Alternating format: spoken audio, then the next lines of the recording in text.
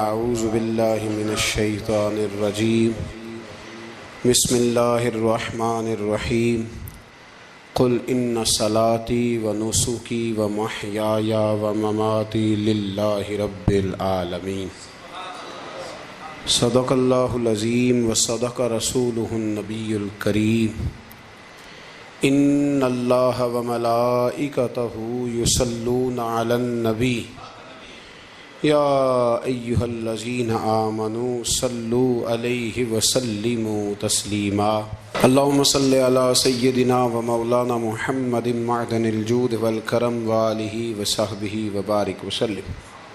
حمد و صلاۃ کے بعد اللہ تبارک و تعالی ہم سب کا خالق و مالک ہے۔ ہمارے پاس اس قدر بے شمار نعمتیں ہیں کہ رب خود فرماتا ہے کہ تم گننا چاہو تو تم گن نہیں سکتے، اور زیادہ تر نعمتیں وہ ہیں جو اللہ نے ہمیں بغیر مانگے عطا فرمائی ہیں، بغیر ہماری خواہش کے، بغیر ہماری طلب کے، بغیر ہماری دعا کے رب کریم نے اپنے فضل سے عطا فرما دی۔ نعمتوں کے ادا کرنے کے بعد شکر کا حکم ضرور دیا گیا ہے، لیکن کوئی اتنا سخت طریقہ اس کا وضع نہیں کیا گیا کہ اب سارا دن کوئی شخص مسجد میں بیٹھا رہے تو شکر ادا ہوگا۔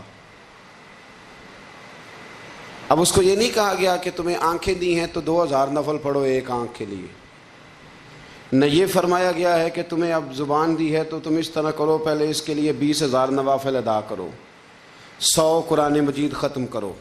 ایسی کوئی بات نہیں ہے، بلکہ اللہ تبارک و تعالیٰ نے شکر کا حکم دیا، اور جو چیز زیادہ اہم ہے، جو زیادہ توجہ طلب ہے، جو چیز زیادہ سمجھنے والی ہے، وہ یہ ہے کہ مالک نے سارا کچھ دے کے جو مطالبہ کیا ہے وہ یہ ہے کہ تم نے اب جو نیک عمل کرنا ہے وہ خالص میری رضا کے لیے کرنا ہے۔ قل ان صلاتی و نسکی و محیای و مماتی للہ رب العالمین۔ محبوب فرما دیجیے بے شک میری نماز، میری قربانیاں، میرا دنیا میں رہنا اور میرا دنیا سے پردہ کرنا اس رب کے لیے ہے جو تمام جہانوں کا پالنے والا۔ ہمیں یہ حکم ہے کہ ہم جب بھی کوئی خیر کا کام کریں، جب بھی کوئی اچھا کام کریں، جب بھی کوئی بھلائی کا کام کریں تو اس میں نیت خالص کریں، ارادے خالص کریں۔ انسان کو جو اجر ملے گا نا قیامت کے دن، جو ثواب ملے گا وہ اس کی نیت اور ارادے پر ملے گا۔ امام جلال الدین سیوطی رحمۃ اللہ علیہ سے کسی شخص نے کہا تھا جی ایک حدیث میں نے پڑھا ایک نیکی کا 10 گنا اجر ہے، ایک میں پڑھا 70 گنا، ایک میں 700 گنا ہے، تو اجر ہے کتنا؟ تو آپ فرمانے لگے جتنی نیت اچھی اتنا اجر بھی زیادہ۔ یہ تو ڈیپینڈ کرتا ہے تیرے اوپر۔ کام لوگ کراتے ہیں نا، ہماری مسجد میں کام شروع ہے، کام لوگ کراتے ہیں، تب کچھ لوگ ایسے ہوتے ہیں کوئی بھی کام کرنے والا وہ کام کہتا بس سے جان چھوٹے کسی طریقے سے، اور کچھ کام کرتے ہیں تو مزہ آ جاتا ہے۔ ان کی صفائی، ان کی دلچسپی، ان کا ذوق، ان کا شوق، ان کی توجہ بتلاتی ہے کہ یہ شخص واقعی کام کرنا چاہ رہا ہے اور اس کی دلچسپی ہے۔ نیکی جب آپ ذوق سے کرتے ہیں، شوق سے کرتے ہیں، دلچسپی کے ساتھ کریں، یہاں تو بہت سارے لوگ دین کا نام لے کے اپنا قد اونچا کرتے ہیں، صدقات و زکوٰۃ کا نام لے کے لوگ اپنے آپ کو سخی مشہور کرتے ہیں۔ یہاں تو لوگ نماز پڑھ کے معاشرے کے اندر اپنا وقار بڑھانا چاہتے ہیں، اللہ ماشاء اللہ کہ میں نمازی ہوں۔ یہاں تو لوگ کوئی خیر کا کام کر کے دیکھیں نا، اب کیا ہو رہا ہے حج عمرے کے موقع پر جو کام سب سے زیادہ ہوتا ہے وہ تصویریں کھینچنے کا ہے، سب سے زیادہ۔ اب میں چل پڑا ہوں، اب میں پہنچ گیا ہوں، اب میں جہاز میں بیٹھ گیا ہوں، اب نفل پڑھ لیے ہیں، احرام باندھ لیا ہے، طواف ہو گیا ہے، یوں لگتا ہے بندہ نہیں طواف کر رہا، موبائل طواف کر رہا ہے۔ یہ سب سے زیادہ لوگ ملنے آتے ہیں، پیار کرتے ہیں، دور دراز سے حضرات کئی دفعہ محبت کے ساتھ تشریف لے آتے ہیں، تو مجھے پتہ ہوتا ہے کہ اب جو کام سب سے ضروری ہے وہ تصویر کھینچنے کا ہے، وہ کرنا ہی ہے اور وہ کرنا ہی پڑے گا، اس کی مکمل تیاری ہوتی ہے، وہ پروگرام بنا کے آئے ہوتے ہیں۔ میرے بھائیوں یہ یاد رکھیں کہ کوئی بھی کام جب تک اس میں اللہ تعالیٰ کی رضا شامل نہیں ہوتی. دیکھیں نا، اللہ دلوں کے حال جاننے والا ہے. اگر کوئی شخص کسی قسم کی بددیانتی کرتا ہے، خیانت کرتا ہے، ظلم کرتا ہے، وہ لوگوں سے چھپ کے بھی کرے تو رب کریم کی سزا سے بچ سکتا؟ وہ چھپ کے کرے کیا کر لے گا؟ نبی کریم صلی اللہ علیہ وسلم نے فرمایا رب جب کسی کو رسوا کرنا چاہتا ہے تو 7 پردوں کے پیچھے چھپے بھی کر دیتا ہے، اور جب اللہ کسی کو عزت دینا چاہتا ہے تو پھر کوئی اس سے چھین سکتا؟ یہ میرے مالک کا نظام ہے. اس میں آپ کسی قسم کی کوئی جو ہے وہ مداخلت کرنے کے مجاز نہیں ہے. اپنی ارادوں کو، اپنی نیتوں کو، اپنے شوق اور ذوق کو خالص رکھیں اللہ کی رضا کے لیے. اس میں شائبہ نہ ہو، شک نہ ہو کسی قسم کا، غیر کی آمیزش نہ ہو. نماز پڑھیں تو اللہ کی رضا کے لیے، صدقات و خیرات کریں تو اللہ کی رضا کے لیے. کسی کام میں آپ مداخلت کرتے ہیں، بھائیوں کی لڑائی ہو گئی ہے، دوستوں کا جھگڑا ہو گیا ہے، رشتہ داروں میں کسی جگہ کوئی ایسی ضرورت پڑ گئی ہے جہاں آپ کے مداخلت کرنے سے حالات بہتر ہو سکتے ہیں تو مداخلت ضرور کریں، چودھری بننے کے لیے نہیں، پنچایت کا سرپنچ بننے کے لیے نہیں. اس نیت سے کہ میرے نبی پاک علیہ السلام نے فرمایا جس نے 2 لوگوں کی صلح کرا دی رب 2 حج اور 2 عمرے کا ثواب عطا فرمائے. اس ارادے سے، اس نیت سے، اس ذوق سے، اس شوق سے، اس توجہ کے ساتھ آپ آگے بڑھیں گے کہ ہم نے اللہ کی رضا کے لیے کرنا ہے. ہمارے آج کل کے جتنے امور ہیں ان امور کے اندر دنیا داری غلبہ کرتی چلی جا رہی.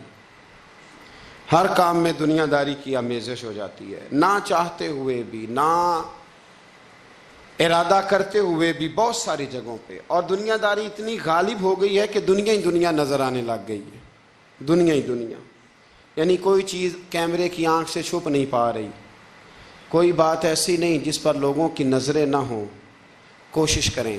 اور عجیب بات یہ ہے کہ دنیا داری ہو، دولت ہو تو اس کو چھپا کے رکھا جاتا ہے، اور دین کی کوئی بات ہو اس کو نشر کرنا ضروری سمجھا جاتا ہے تاکہ لوگوں کو میرے تقوی اور میری پرہیزگاری کی خبر جلدی جلدی مل جائے. میرے نبی کریم علیہ الصلاۃ والسلام نے خالص اللہ کی رضا کے لیے ہر کام کرنے کا حکم دیا. سیدہ عائشہ صدیقہ رضی اللہ تعالیٰ عنہ راوی ہیں، الترغیب والترہیب میں حدیث ہے. پیارے حبیب کریم سید عالم صلی اللہ تعالیٰ علیہ وسلم نے ارشاد فرمایا کہ حضور ایک دن مجمع صحابہ کے مجمع میں حضور نے پوچھا بتاؤ اسلام کی سب سے مضبوط بنیاد کیا ہے؟ ایک صحابی نے کہا یا رسول اللہ نماز پڑھنا. 5 وقت لوگ جمع ہوتے ہیں، ایک دوسرے کا حال احوال پوچھتے ہیں، معاملات ہوتے ہیں. یا رسول اللہ صلی اللہ تعالیٰ علیہ وسلم مضبوط بنیاد ہے اسلام کی نماز پڑھنا، 5 وقت جمع ہونا. حضور نے فرمایا بات تمہاری ٹھیک ہے پر تم میری مراد کو نہیں پہنچے. عرض کی حضور حج کرنا، مختلف رنگ، مختلف نسلیں، مختلف قبیلے، مختلف بولیاں، لیکن جب حج کرنے پہنچے تو لباس بھی ایک ہی ہو گیا، گفتگو بھی ایک ہی، لبیک اللہم لبیک لبیک لا شریک لک لبیک ان الحمد والنعمت لک والملک لا شریک لک لبیک. ایک ہی صف میں کھڑے ہو گئے محمود و یاز، نہ کوئی بندہ رہا نہ کوئی بندہ نواز.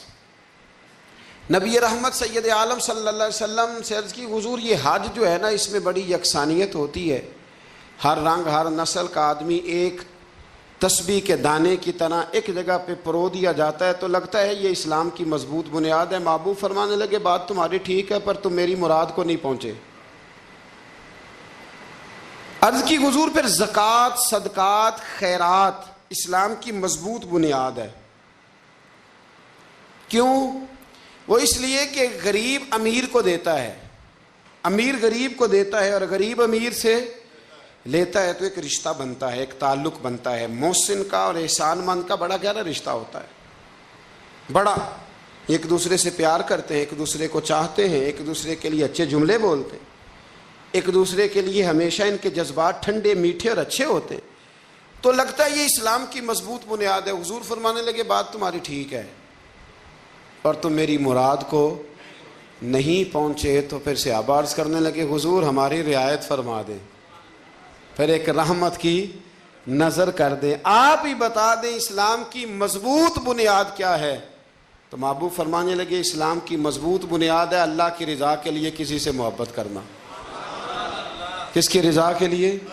خالص اللہ کی رضا کے، اور اللہ کی رضا کے لیے کسی سے بغض رکھنا، عداوت رکھنا، اللہ کی رضا کے لیے، محبت بھی اللہ کے لیے، عداوت بھی، ذاتی دشمنی کوئی نہیں، ذاتی اختلافات کوئی نہیں، ذاتی رنجشیں کوئی نہیں، ذاتی لڑائیاں کوئی نہیں، ذاتی جھگڑا کوئی نہیں، خالص اللہ کی۔ ہمارے ہاں لڑائیاں ذاتی لڑی جاتی ہیں، اس نے مجھے شادی پہ دعوت نہیں دی، اس نے مجھے پروٹوکول نہیں دیا، یہ کہاں پہنچ گیا میں کہاں رہ گیا، ذاتی لڑائیاں لڑی جاتی ہیں، دینی نہیں، مذہبی نہیں، اخلاقی نہیں۔ دیکھیں آپ، چاہیے تو یہ تھا نا کہ شادی کے موقع پر یہ لڑائی نہ ہوتی کہ اس نے مجھے پوچھا کیوں نہیں، لڑائی یہ ہوتی کہ یار تو غیر شرعی کام کوئی نہ کرنا، اللہ رسول کی ناراضگی والا کام کوئی نہ کرنا، اگر تو نے کیا تو میں نے کوئی نہیں آنا، اگر تو یہ حرکت کرے گا تو پھر میرا تیرا معاملہ درست نہ رہ سکے گا۔ یہ لڑائی ہونا چاہیے تھی، نہ کہ یہ لڑائی ہوتی کہ مجھے بلایا کیوں نہیں، پروٹوکول کیوں نہیں دیا، اعزاز کیوں نہیں دیا۔ تو حضور نے فرمایا اسلام کی مضبوط گرہ، اسلام کی مضبوط بنیاد ہے اللہ کی رضا کے لیے محبت کرنا اور اللہ کی رضا کے لیے کسی سے عداوت رکھنا۔ حضرت موسیٰ کلیم اللہ علیہ نبینا علیہ الصلوۃ والسلام پر اللہ کریم نے وحی فرمائی کہ اے موسیٰ، اے میرے کلیم، میرے لیے بھی کوئی کام کیا ہے؟ عرض کی اللہ میں نے نمازیں پڑھی، روزے رکھے، تبلیغ کی۔ فرمایا وہ تو آپ کی ذمہ داریاں تھیں، وہ تو آپ نے اپنے لیے کیا، میرے لیے بھی کچھ کیا ہے؟ رب کریم نے پوچھا موسیٰ میرے لیے بھی کچھ کیا ہے؟ عرض کی اللہ یہ سارا کچھ، فرمایا مالک تیرے لیے کیا۔ کہا یہ تو آپ نے اپنے لیے کیا، آپ کی ذمہ داریوں میں شامل تھا، مالک تیرے لیے کیا ہے؟ فرمایا کسی بندے سے محبت کی ہے کہ یہ اللہ کا بندہ ہے، کسی بندے سے محبت کی ہے کہ یہ اللہ کا بندہ ہے، یا کسی کے ساتھ تمہاری صرف اس لیے ناراضگی ہو کہ یہ اللہ کا نافرمان ہے، اللہ رسول کا دشمن ہے، معاذ اللہ بے ادب ہے۔ میرے بھائی سمجھ لیں اچھی طرح اور اپنے دل کے کونے میں یہ بات بٹھا لیں کہ زندگی میں جو کام کریں وہ اللہ کی رضا کے لیے، چھوٹا سا بھی خیر کا کام۔ میرے رسول کریم علیہ السلام کا جو سب سے پہلا فرمان ہے نا بخاری میں، وہ یہ ہے کہ انما الاعمال بالنیات، تیرے عمل کا دار و مدار تیری نیت پر ہے، تیرے ارادے پر ہے۔ بنیاد تمہاری نیت ہے، بنیاد یہ ہے کہ تمہارا اندر سے اس کام کے لیے ذوق کیا ہے، شوق کیا ہے۔ اگر وہ بنیاد مضبوط ہے تو پھر عمل کی جو آپ چھت ڈالیں گے وہ ساری چھت بھی مضبوط ہے، لیکن اگر ارادے کچے ہیں، کمزور ہیں، سازشیں ہیں، رنجشیں ہیں، اندر معاملات گڑبڑ ہیں، تو پھر کبھی دیواریں مضبوط ہو سکتی۔ نیتیں اچھی کریں، بڑی سادی مثال، بڑی صاف ستھری، مولا کائنات شیر خدا حضرت علی المرتضیٰ کرم اللہ تعالی وجہ الکریم نا، آپ ایک جگہ جنگ لڑنے کے لیے گئے، جہاد ہو رہا ہے۔ عرب کے جو لوگ ہوتے تھے وہ دشمن کو سزا بڑی سخت دیتے تھے، بعض لوگ مطالبہ بھی کرتے ہیں نا سخت سزا کا۔ ہمارا سرائکی کا ایک شاعر ہے، وہ کہا کرتا ہے جے تنگ ہے ساڈی زندگی تو تے دے سخت سزا تیری جان چھٹے، ساکو مار نہ شاکر قسطاں وچ یک لخت مکا تیری جان چھٹے۔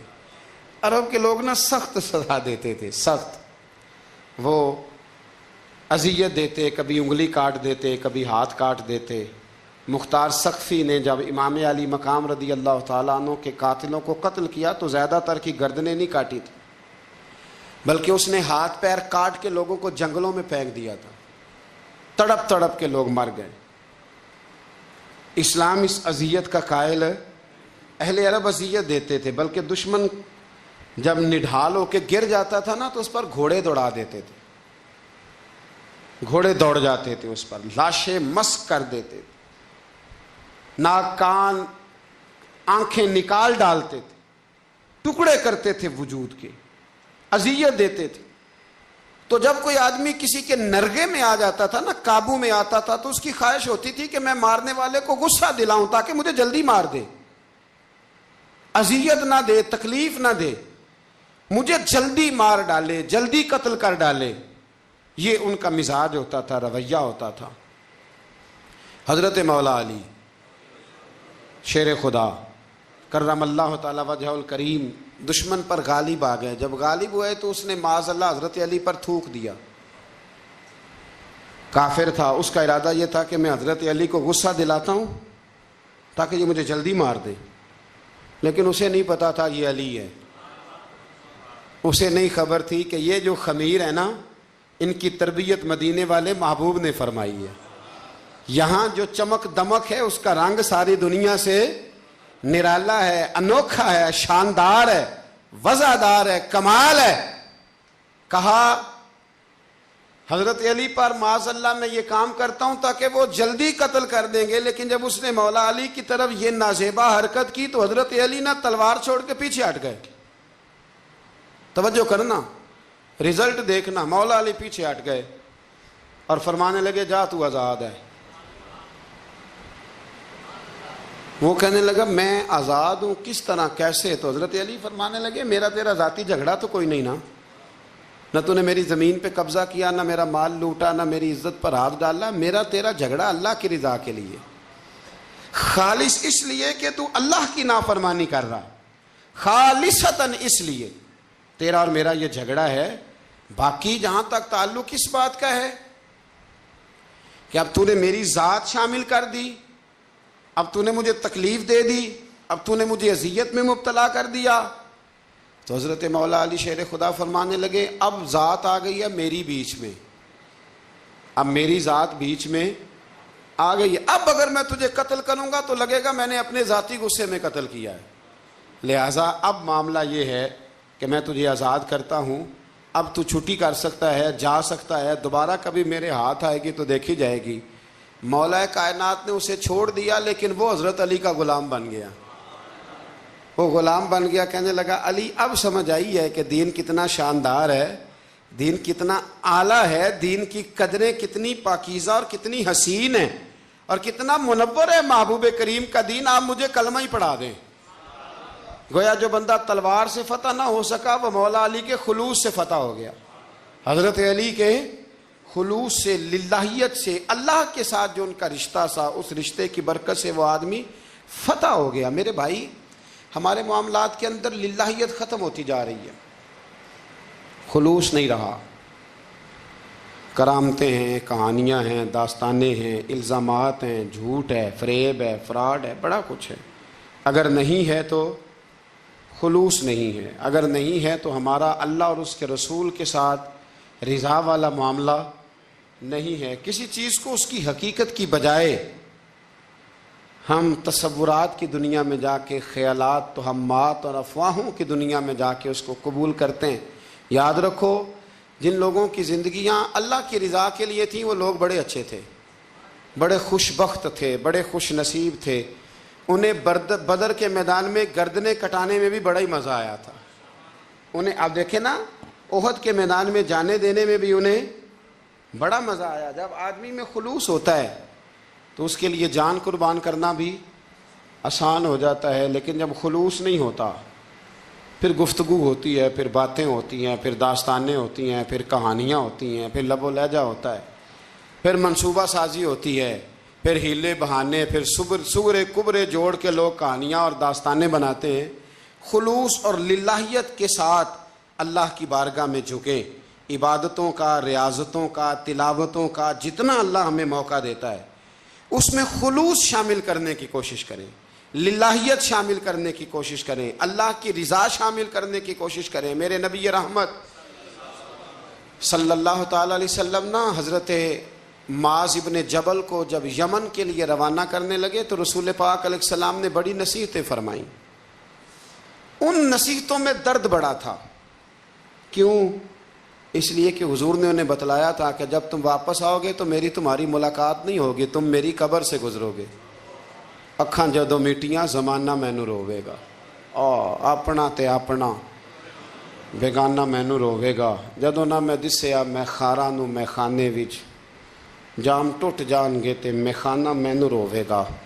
ਕਈ ਲੁੱਕ ਲੁੱਕ ਰੋਣਗੇ ਤੇ ਕਈ ਬੁੱਕ ਬੁੱਕ ਰੋਣਗੇ। ਗਲੀਆਂ ਦਾ ਅਜਾਣਾ ਤੇ ਸਿਆਣਾ मैनू रोवेगा। और क्या खूबसूरत बात उन्होंने कही थी, मुझे बड़ी पसंद है। कहने लगे बेकदरा कुछ कदर न जाती, ओ कीती खूब तसल्ली हो, ए दुनियादार पुजारी जर दे कुत्तियां दे गल टल्ली हो। बुक बुक रोशन अखियां तकियो वेख हवेली कल्ली हो। ते कूच नसीर असां जदों कीती, फिर पै जानी थरथली हो। कूच नसीर असां जदों कीती, फिर पै जानी, फिर कमाल हो जाएगी। बाद मरन दे मुखड़ा मेरा हो जावे जे ताज़ा, फिर समझ लेना महबूब मेरे ने आन पढ़े है जनाजा। हज़रत मुआज़ इब्न जबल रज़ी अल्लाह ताला अन्हु से हुजूर ने फरमाया, मुआज़ जब तुम वापस गुजरोगे ना तो मेरी कब्र के पास से गुजरोगे, मुलाकात नहीं होगी। तो वो जो नसीहतें थी ना उस मौका पर, जब आप गोया किसी से आखिरी मुलाकात कर रहे होते, उन नसीहतों के अंदर जो हुस्न होता है, कमाल होता है, वो तो जाते जाते की बात, लै सजना असां तोड़ नहीं पाई, तो जान ही दिती राह तेरे, वो जो जाते जाते की गुफ्तगू होती है, वो जो अंदाज़ होता है, बड़ा कमाल होता है। और उसकी गहराई और गहराई को वो समझ सकता है जिसको वो लम्हे मुयस्सर आते, जो उस वक़्त उस मकाम पे खड़ा होता है। हज़रत मुआज़ इब्न जबल रज़ी अल्लाह ताला अन्हु तड़प के रोए, कहा हुजूर क्या फरमा रहे हैं? हुजूर कोई ख़ास नसीहत? तो नबी पाक ने बड़ा कुछ फरमाया। एक जुमला हुजूर ने यह कहा, मुआज़ अमल जितना भी करना खुलूस के साथ करना। और महबूब ने फरमाया, तेरा खुलूस के साथ किया हुआ थोड़ा अमल भी रब की बारगाह में ज़्यादा बना के तेरे लिए ज़रिया निजात बन जाएगा।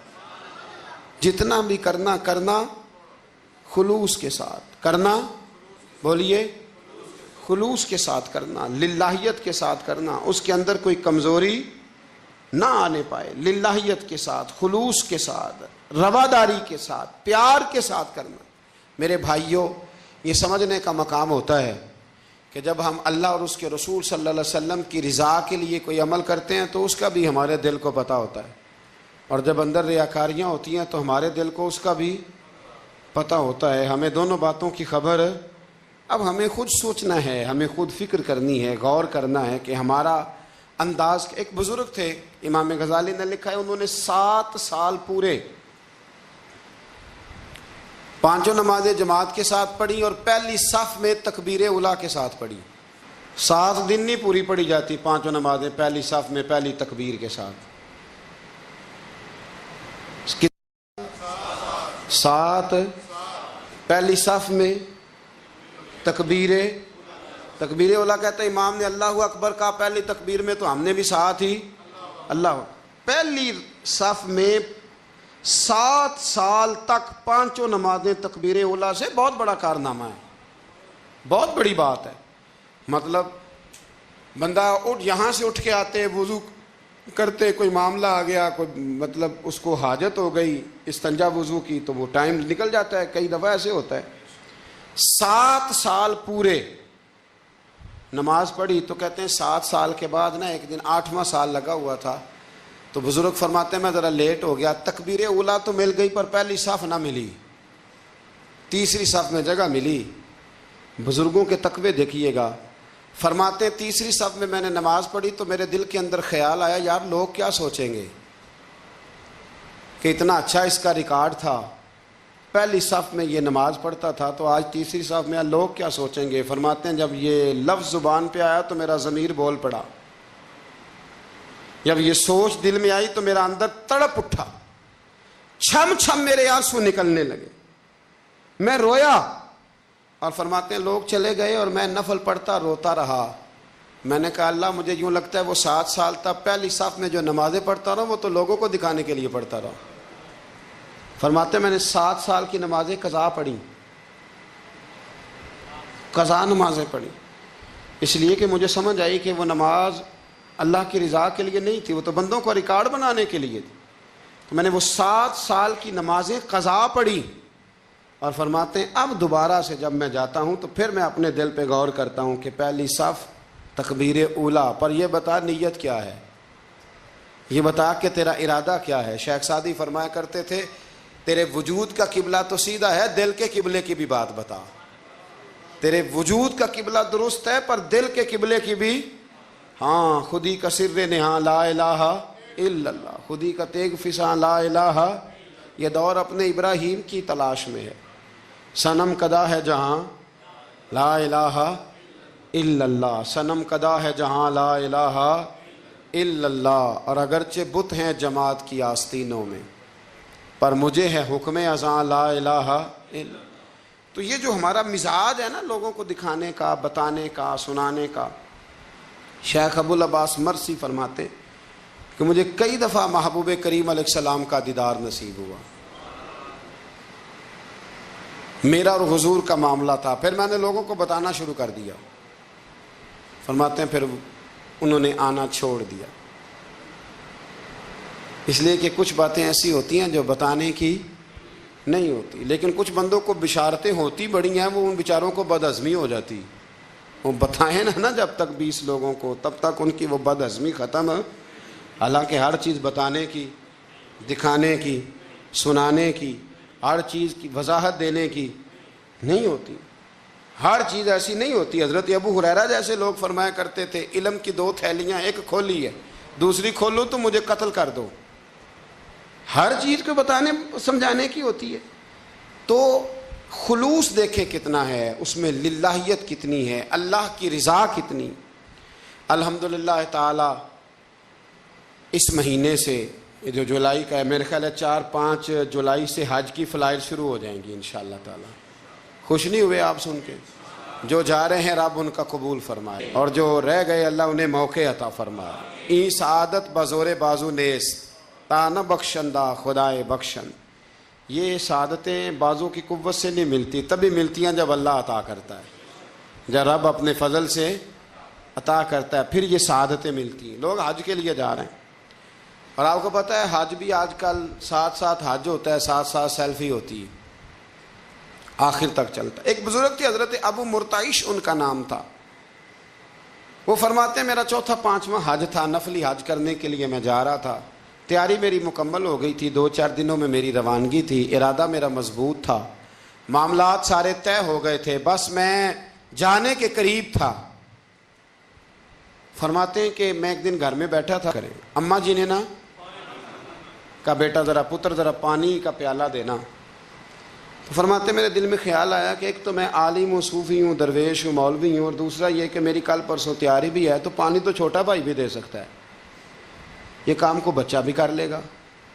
میں نے چھوٹے کو اشارہ کیا ذرا پانی دینا، وہ گیا اور مٹکے سے پانی بھر کے اماں کو دے دیا۔ کہتے ہیں جب اس نے اماں کو پانی دیا نا تو میرے اندر پھر مد و جزر شروع ہوا، پھر میری ضمیر کی آوازیں اٹھنے لگیں، پھر اندر سے بلندی ہونے لگی، پھر آوازیں آئیں، اور پھر میں نے اعلان کیا، میں نے کہا اوہو یہ کیا ہوا، سینکڑوں اور ہزاروں میل حج کرنے کے لیے جانا میرے لیے آسان ہے، اور یہ 2 قدم اماں کو پانی دینا میرے لیے مشکل ہے، یہ کیا بات ہوئی؟ حالانکہ حج کرنے سے بھی اللہ نے راضی ہونا تھا، اور اماں کو پانی پلانے سے بھی اللہ نے راضی ہونا تھا، پر یہ میں کس جگہ کھڑا ہو گیا ہوں کہ سینکڑوں میل اور ہزاروں میل جا کے حج کرنا میرے لیے آسان ہے، لیکن پانی بھر کے لانا میرے لیے مشکل ہے۔ چند قدموں کے فاصلے پہ مٹکا پانی کا پڑا ہے۔ فرماتے ہیں بس اسی وقت پھر مجھے سمجھ آئی کہ وہ حج میں لوگوں نے ذرا حاجی حاجی کہنا ہے نا، حج میں لگا شور اٹھے گا نا کہ چھٹا حج کر کے آیا ہے، حج میں ذرا آوازیں اٹھیں گی نا ماشاءاللہ کیا بات ہے، پھول ڈلیں گے اور پتیاں گریں گی اور نام ہوگا، لیکن اماں کو پانی دینے سے کسی نے اعلان تو نہیں نہ کرنا، شاباش تو نہیں نہ دینی، کسی بندے نے آواز تو نہیں نہ اٹھانی۔ فرمایا میں اسی وقت اسی لمحے اٹھ کے ماں کے قدموں میں بیٹھا اور پیر پکڑ کے کہا اماں مجھے معاف کر دے۔ اماں کہنے لگی بیٹے کیا ہوا؟ میں نے کہا اماں مجھے سمجھ آ گئی، آج میرا نفلی ہے، میں اس سال نہیں جاؤں گا، اگلے سال جاؤں گا، اب یہ پورا سال میں تیری نوکری کروں گا، میں تیری خدمت کروں گا، تیرے پیر دباؤں گا، تیرے لیے کھانا لاؤں گا، میں تیری ڈیوٹی کروں گا، اس لیے کہ مجھے سمجھ آئی ہے کہ نیکی کا تصور اصل میں ہے کیا۔ ہم بالعموم وہ نیکی کرنے جا رہے ہوتے ہیں جو نیکی بھی ہوتی ہے اور دنیا میں اس کا نام بھی ہوتا ہے، تذکرہ بھی ہوتا ہے، اس کی وجہ سے ہمارا قد بھی اونچا ہو رہا ہوتا ہے۔ حالانکہ نیکی کا تصور تو بڑا چھوٹا سا ہے، کل معروف صدقہ، مسکرا کے ملنا بھی نیکی، رزق حلال کما کے بچوں کو کھلانا بھی نیکی، گلی سے پتھر اور کانٹا اٹھا دینا بھی نیکی۔ پر ہمیں تو کوئی لمبی چوڑی نیکی چاہیے، کوئی بڑی نیکی چاہیے۔ اس لیے بہت سارے ایسے لوگ ہیں جو نیکیاں ان کی پہنچ میں ہوتی ہیں وہ نہیں کرتے۔ وہ محرم کے ایام میں نا ایک جگہ پہ حاضری کا موقع ملا تو وہاں ایک صاحب کہہ رہے تھے ہم مریں گے، لڑیں گے، جانیں دیں گے، قربانی دیں گے، ہم امام علی مقام کی سنت ادا کریں گے، سارا کچھ کریں گے۔ تو بعد میں وہ میرے پاس بیٹھے تو میں نے انہیں کہا کہ جب جنگ کا موقع آئے گا تو انشاءاللہ لڑیں گے، جانے بھی دیں گے، پر ابھی آپ یہ کام کریں کہ امام حسین ایک رات میں پورا قرآن پاک پڑھا کرتے تھے، یہ والی سنت امام حسین کی شروع کریں، یہ والی سنت ابھی آپ سٹارٹ، جب وہ موقع آئے گا تو انشاءاللہ وہ کام بھی کریں گے۔ تو یہ والی سنت آپ سٹارٹ کریں امام صاحب کی۔ امام صاحب 100 نفل پڑھا کرتے تھے فرض نماز کے علاوہ روزانہ، 100 رکعت نماز نفل، تو آپ یہ والی سنت امام حسین کی شروع کریں نا، تو جب کربلا سجانے کی باری آئے گی تو پھر کربلا بھی سجا لیں گے۔ لیکن ہم نے یہ والے کام نہیں کرنے، نمازیں 5 پوری نہیں پڑھنی، ہم نے تو صرف کربلا والی سنت ادا کرنی، نعرے لگانے ہیں، وہاں تک پہنچنا ہے۔ میرے عزیز یاد رکھیں، اللہ کی رضا ہر جگہ پیش نظر ہو۔ میرے رسول کریم صلی اللہ تعالی علیہ وسلم کی عالی مرتبت خدمت میں ایک جنگ کے موقع پر صحابہ نے عرض کیا تھا کہ یا رسول اللہ صلی اللہ تعالی علیہ وسلم فلاں آدمی بڑی ہمت سے لڑ رہا ہے، جہاد کر رہا ہے، بڑی بات ہے۔ تو حضور نے فرمایا یہ جہنمی ہے، جہاد کر رہا تھا، توجہ ہے میری بات پر؟ حضور نے فرمایا یہ جہنمی ہے، یہ دوزخی ہے، یہ بندہ جنتی نہیں۔ جب سرکار دو عالم صلی اللہ تعالی علیہ وسلم نے یہ بات ارشاد فرمائی تو صحابہ کہتے ہیں ہمیں تجسس ہوا کہ یہ کیا بات ہوئی، اتنی ہمت سے، جوان مردی سے، اتنی وہ دلیری سے لڑ رہا ہے اور حضور نے فرما دیا دوزخی ہے۔ کیسے دوزخی کیسے؟ تو ایک صحابی کہنے لگے میں اس کا پیچھا کرنے لگا، جب پیچھا کرنے لگا تو اس پر نا کچھ زخم کاری لگ گئے تھے، زخم گہرے تھے، وہ زخموں کو برداشت نہ کر سکا اور ایک مقام ایسا آیا کہ اس نے خود اپنے پیٹ میں خنجر لگا کے، پیوست کر کے، خنجر مار کے یا تلوار مار کے یا نیزہ مار کے اس نے خودکشی کر لی، زخموں کی تاب نہ لا سکا۔ حضور نے فرمایا تھا کہ یہ جہنمی ہے، تو اس کی وہ جو بات تھی وہ صادق ہو گئی۔ کہتے ہیں میں فوراً بولا، میں نے کہا میرے محبوب جو فرماتے ہیں حق اور سچ ہی فرماتے ہیں، دیکھو کس موت مرا ہے۔ اب اس پر مفسرین نے لکھا ہے کہ وہ بندہ جو گھر سے نکلا تھا نا تو وہ دین کے لیے لڑنے نہیں نکلا تھا، وہ قومیت کے لیے لڑنے آیا تھا کہ میرا سارا قبیلہ گیا ہے تو مجھے بھی جانا چاہیے، ہماری قوم سے فلانی قوم ٹکرائی ہے تو لہذا ہمیں، اس کی نیت میں، ارادے میں دین، للہیت اور خلوص شامل ہے۔ اس کی دلیل وہ حدیث ہے جس میں حضور نے فرمایا کہ عالم بھی، سخی بھی اور شہید بھی اس وجہ سے جہنم میں جائیں گے معاذ اللہ کہ ان کی خدمات کی وجہ اللہ کی رضا نہیں تھی، خدمات کی وجہ ذاتی شہرت تھی، بہادری کے دعوے تھے، سخاوت کا سبب یہ تھا کہ لوگ انہیں سخی کہیں۔ خلوص والا جو عمل ہوتا ہے نا، خلوص والا، وہ تو بڑا تھوڑا بھی ہو تو قبول ہوتا ہے، اس میں بڑی، دیکھیں نا اللہ کی بارگاہ میں مقدار نہیں دیکھی جاتی، معیار دیکھا جاتا ہے، مقدار نہیں دیکھی جاتی، معیار دیکھا جاتا ہے۔ نبی کریم علیہ السلام نے ایک جنگ کے موقع پہ اعلان کیا کہ ہر بندہ چندے میں حصہ دے، قحط کا زمانہ ہے، بہت زیادہ مال کی ضرورت ہے، ہر آدمی آئے، حصہ ڈالے، آگے بڑھے۔ جب سرور دو عالم صلی اللہ تعالی علیہ وسلم نے یہ اعلان فرمایا، حضور نے حکم دیا تو بڑا بڑا مال دیا۔ حضرت عثمان غنی نے کئی 100 اونٹ دیے مال کے بھر کے، حضرت صدیق اکبر نے بھی بڑا دیا، فاروق اعظم نے بھی آدھا مال دیا، حضرت عبد الرحمن ابن عوف جیسے لوگوں نے ہزاروں اور لاکھوں دینار دیے۔ ایک غریب صحابی تھے، وہ فرماتے میں نے زور سے عصر تک یہودی کے باغ میں مزدوری کی، چند کلو کھجوریں ملی تو لا کے میں نے حضور کی بارگاہ میں نذرانہ پیش کیا۔ فرماتے میرے دل میں خیال تھا کہ وہ میری اٹی کیا کرے گی، میرا ایک قطرہ کیا کرے گا؟ جہاں لوگوں نے لاکھوں دیے ہیں، ہزاروں دیے ہیں، تو کیا بنے گا؟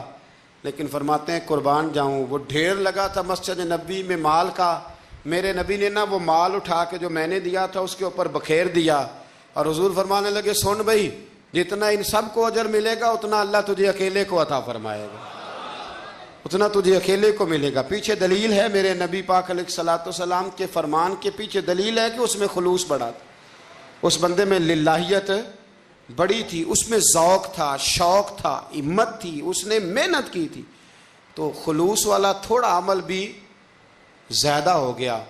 چھوڑیں ریاکاریاں، چھوڑیں تصنع، کوئی بھی کام کریں تو پہلے دل سے فتویٰ پوچھیں، پہلے اپنے آپ سے پوچھیں کہ یہ جو کام میں کر رہا ہوں، جس طرف میں جا رہا ہوں، یہ بات درست ہے کہ نہیں۔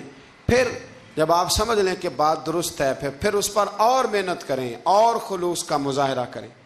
اب جب نماز کی نیت کے لیے کھڑے ہوں تو پھر ایک دفعہ نیت، یہ جو نیت ہوتی ہے نا نماز کی، اس کا مقصد بھی یہ ہوتا ہے کہ ذرا نا جسم کا قبلہ بھی ٹھیک کر لو اور ارادے کا قبلہ بھی ٹھیک کر لو، ذرا نا درست کر لو اپنے آپ کو۔ نیت المومن خیر من عملہ، مومن کی نیت اس کے عمل سے بھی بہتر ہوتی ہے۔ دعا کرتا ہوں اللہ کی بارگاہ میں اللہ ہمیں اپنی اور اپنے محبوب کی رضا نصیب فرمائے۔ آخر دعوانا ان الحمدللہ رب العالمین۔ دیکھنے کو یا محمد یوں تو کیا دیکھا نہیں، دیکھنے کو یا محمد یوں تو کیا دیکھا نہیں، ہاں مگر محبوب کوئی آپ سا دیکھا نہیں، ہاں مگر محبوب کوئی آپ سا دیکھا نہیں۔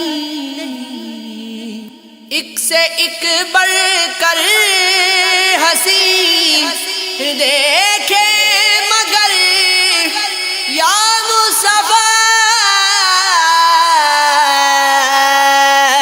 ایک سے بڑھ کر ایک حسین دیکھے مگر یا مصطفیٰ، تم سے بڑھ کر حسن والا، تم سے بڑھ کر حسن والا۔